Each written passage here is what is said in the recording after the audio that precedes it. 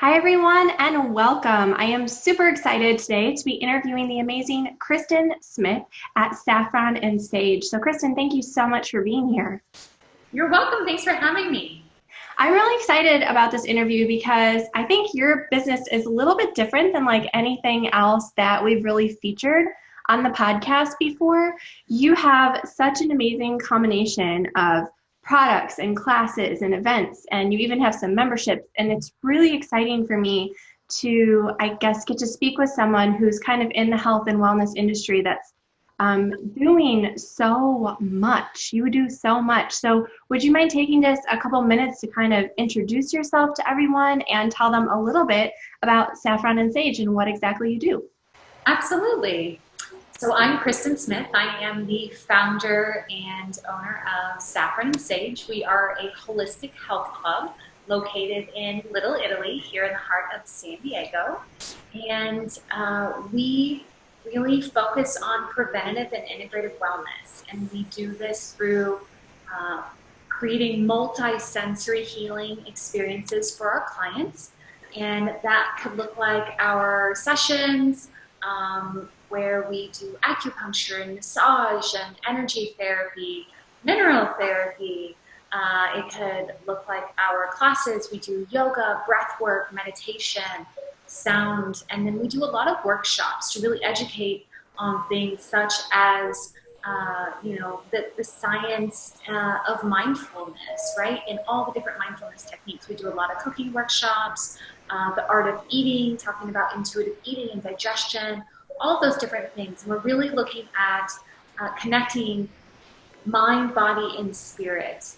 And here at Saffron and Sage, we connect those through identifying thoughts, trauma, and toxins that have taken up residence in the brain or the body. And so we are looking for an integrative way to really help our clients regain or maintain their well-being. And we do that through our member-based approach. And so you can come in and take a class or get a massage, but most of our clients have signed up for like our Dwell membership that is $200 a month, and it gives you access to one service every single month and 8 classes in our studio. And we're really having a great time supporting the executives and entrepreneurs and leaders in the community who are focused on doing the deep work. So that's a little bit about what we're doing here. You know, I have to tell you, you are like truly living the dream that I know a lot of our listeners would love to create in their own lives, running a wellness studio. And I'm just wondering if you could tell us a little bit about your journey and how that really got started for you and how it all kind of developed into, you know, the amazing success that it is today. Sure, yeah. So interestingly enough, I come from the financial and insurance services sector. So I've been in business forever. This is my 4th company, but actually the only company that I didn't realize I was starting because it grew organically out of my journey. And so, you know, years ago, I think it was back well, let's see, it's been about like a 12-year journey, I would say, where I started, after being so successful in financial services, started looking at, the interior landscape of my life and really exploring emotionally healthy spirituality. And what does that look like? And when you achieve your material goals, you start to ask the deeper questions. And I was lucky enough to start exploring those in my early 20s. And that really led to this shift and transition. And I started delving deeper into spiritual formation and spiritual practices like practicing solitude and silence and fasting and all sorts of things. And shortly thereafter, that led to a 6-month sabbatical in Mexico. I ended up relocating to Tijuana, not Tulum. Most people think, oh, wow, you must be in this beautiful space. But I was in this incubator, if you will, for 6 months, really focused on shedding my workaholism, delving deeper into my beliefs and my values. And during that time, doctors found 4 tumors in my neck and my thyroid. And they couldn't figure out why. After second opinion, third opinion, fourth opinion, no one could still figure out the root cause, but they were all in consensus that I needed to have surgery and that I was going to be dependent upon pharmaceutical drugs for the rest of my life. And that just didn't resonate with me. And so that led me to reading and researching, and I stumbled upon traditional Chinese medicine and Ayurveda, and really understanding this mind-body connection. And that altered everything. And so I started pulling together my own multidisciplinary team of practitioners from Tijuana to San Diego, all the way up to LA. And I was seeing the best of the best, paying an absolute fortune out of pocket. And it was very scary. It was a really lonely period of time, very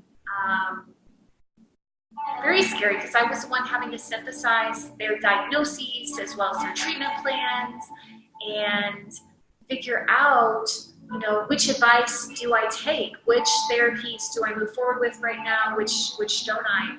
And that's really the world that I think a lot of us find ourselves in when we are diagnosed with chronic conditions, right? How do we navigate this world of holistic healthcare is the terminology that we've coined here at Saffron and Sage.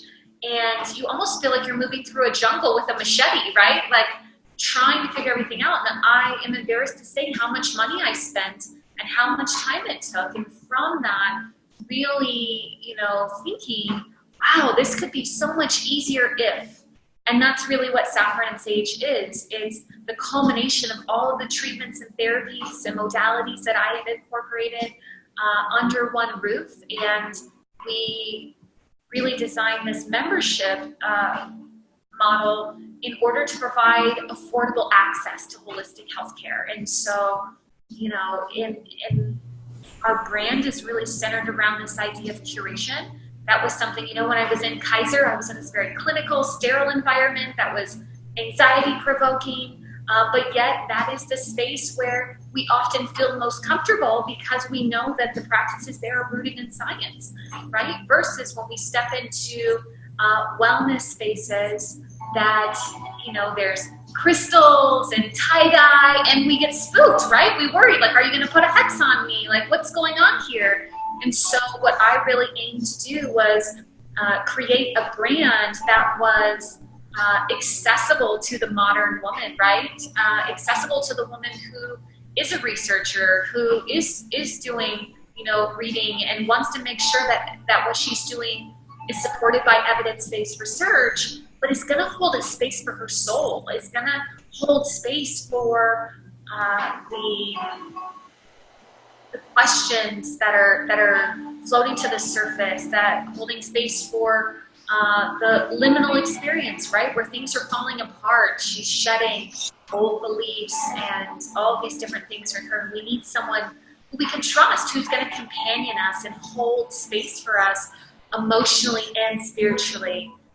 So it sounds like everything that kind of evolved out of your personal journey, you took that and realized that it wasn't just you that needed that. It was all of us that need this. And you've really created a business and a brand that offer this in a way that is truly unique, because I have not seen any other wellness centers that I think offer the diversity of practices in terms of the services that you offer, the classes that you offer.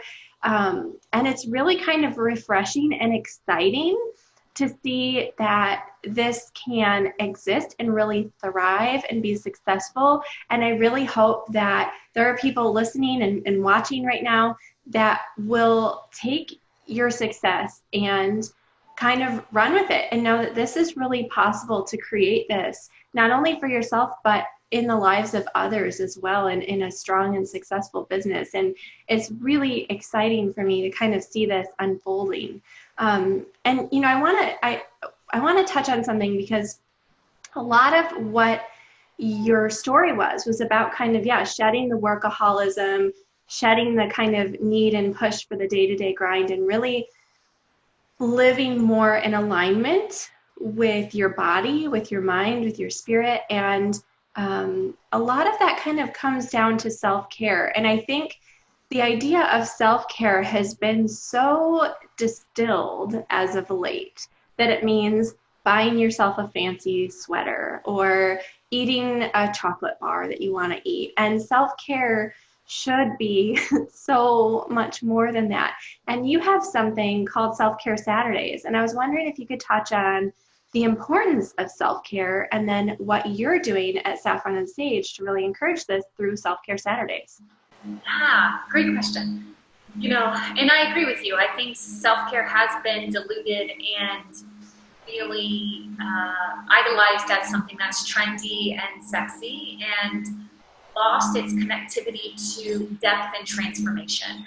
And here, we want to invite people into the depths. Most of the experiences that we facilitate are about stepping into the yin, stepping into the darker spaces that we tend to neglect in our everyday lives, and leaning into that discomfort. And so I think self-care can take a lot of different forms, right? Just a few days ago, we had our full moon circle and cacao ceremony.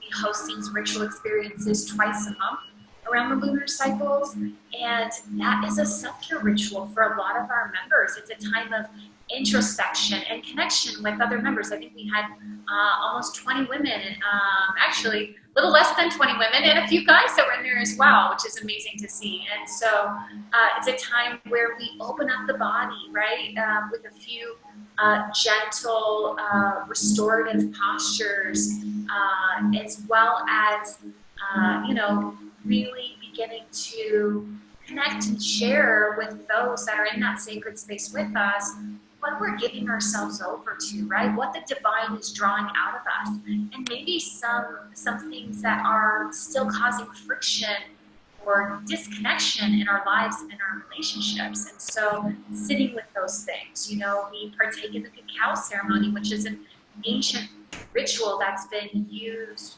in cultures throughout the Americas for forever, right? And a heart-opening drink that's allowing us to connect to our true center, connect to the cosmos and what's percolating in and around us. And so I think it could look like that. It could look like taking a bath. I know for a lot of our community here, breath work, part of our sacred Sunday experience, is a weekly ritual that they do. And I think it's really important to start small.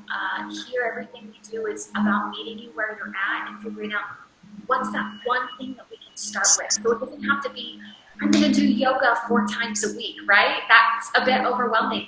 Start with, can I, buy one of our salt baths and take that home and take a bath once a week, right? Do I wake up in the morning and have my tea and throw in some of my adaptogenic herbs and just sit and look out the window or journal? So they don't have to be expensive, and that's really important to me, to know that these self-care rituals don't have to cost money. Yes, there's some beautiful experiences that we can do too, like we have a new moon massage that you can do every month, or most of our members, I think, view their membership and their wellness routines here as part of their self-care experience. But it can be something that we can incorporate daily, weekly, monthly, but looking for those small things that can create a rhythm. And I think it's really about just rediscovering ritual. And that's what happens here on Self-Care Saturday. We start with our deep stretch class, which is really about gently opening and awakening the body, really elongating our muscles, our fascia, tissues, and getting connected, right, out of our brains, into our bodies.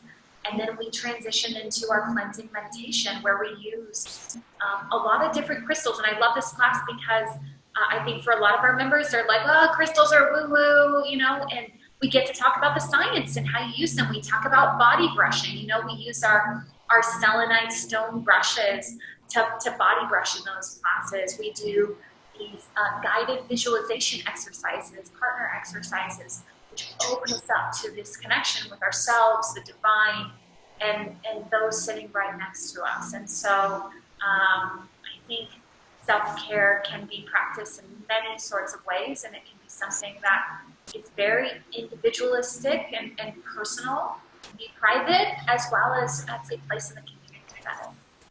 You know, I want to touch back to something that you mentioned just really briefly before. And I know this wasn't one of kind of our talking points for the interview, but I'm just so excited by this concept that you brought up of, you know, that one of the things that you really encourage people to do is kind of dive into the yin and really embrace kind of those darker things.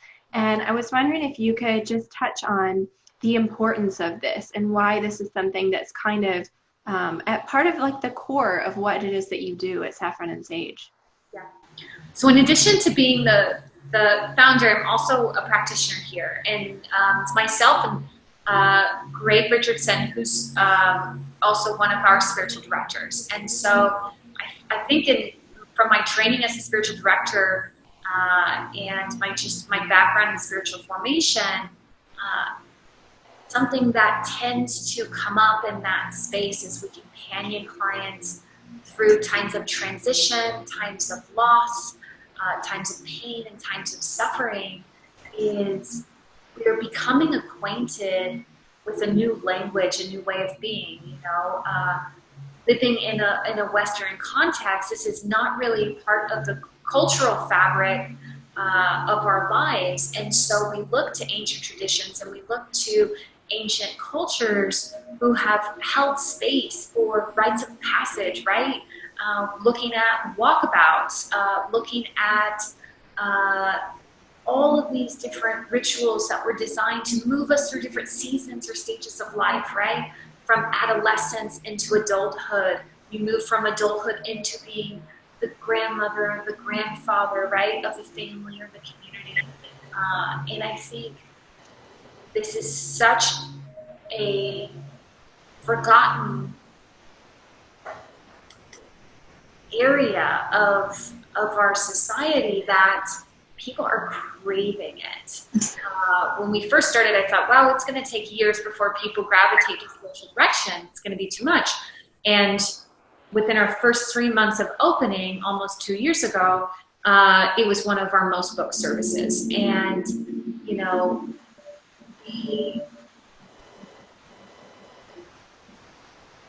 we're in a culture that's oriented around activity, productivity, our worth and our value is intrinsically tied to these things.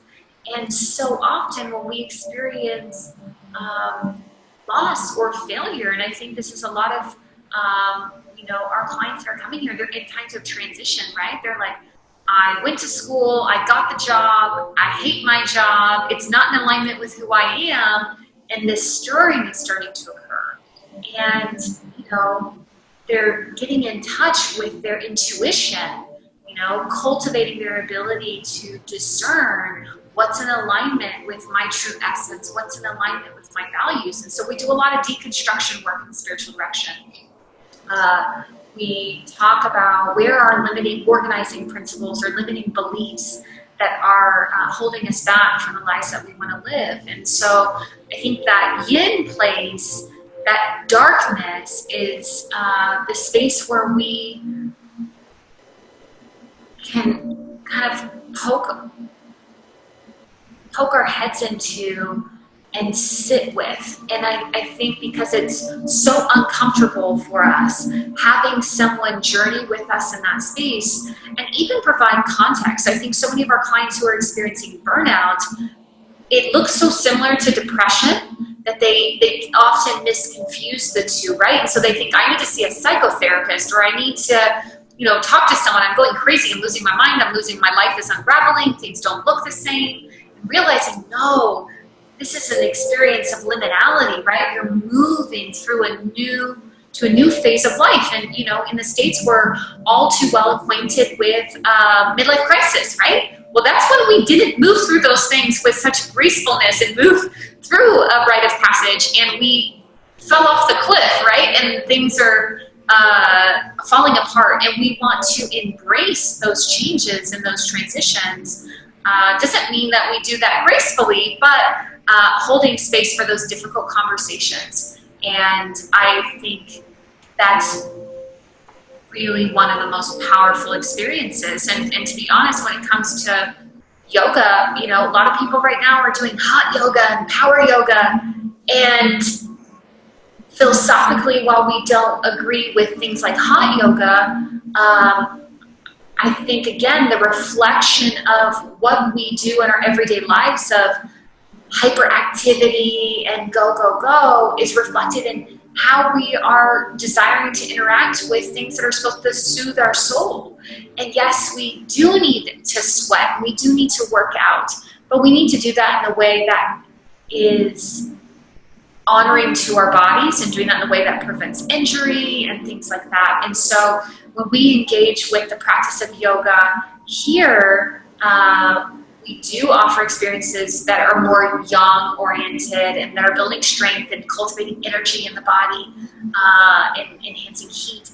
But we really want to hold space for those yin moments, that's slow, that's gentle. And the reason why is because it's activating our parasympathetic nervous system. It's getting us out of that fight or flight into rest and digest mode. And it's getting us into a space where all the anxieties are coming up, all the fears, all of the questions. We spend so much time avoiding those things. And that's, you know, in my belief, why those things are taking root and manifesting physically. Like in my instance with tumors, right? There are indications that manifest emotionally and spiritually that provide us an opportunity to respond before those things take physical form. And we really want to hold space for that introspection and getting us out of our heads and into our bodies. You know, one thing that I love about what you do is that although at first glance it might seem like people can really only be supported by Saffron and Sage who are local to you, you do so much for the larger global community as well. So just this morning, I was reading an article on your blog at saffronsageliving.com that was all about cultivating a morning ritual. So there are things that you offer to more of the global community as well. So I was wondering if you could tell people where they can connect with you online and how they can stay in touch on social. Absolutely. So you can find us at saffronsageliving.com. You can subscribe to our newsletter. If you scroll down to the bottom of our website, you can add your email on there, and you'll get our blogs and recipes and wellness tips delivered to your inbox. In addition to that, you can follow along and be a part of our online community on Instagram at Saffron and Sage US. And we're constantly doing tips and tricks and really providing inspiration and opportunities for connection. And, it's about, I think, almost half of our services you can access virtually. So from spiritual direction to our coaching to, a lot of our other services we do offer virtually. So you can still connect with us from afar, and there's so many different things, as well as our online store. We have a curated boutique where we have all of the beauty and body care products, skincare, makeup, housewares, everything to help you detox, all of these products that we use on an everyday basis, reducing our toxic load and therefore helping us live more therapeutic. So. Perfect. Cristin, thank you again so much for coming on today and sharing your wisdom and your journey with us. I really appreciate it. You're welcome. Thanks for having me.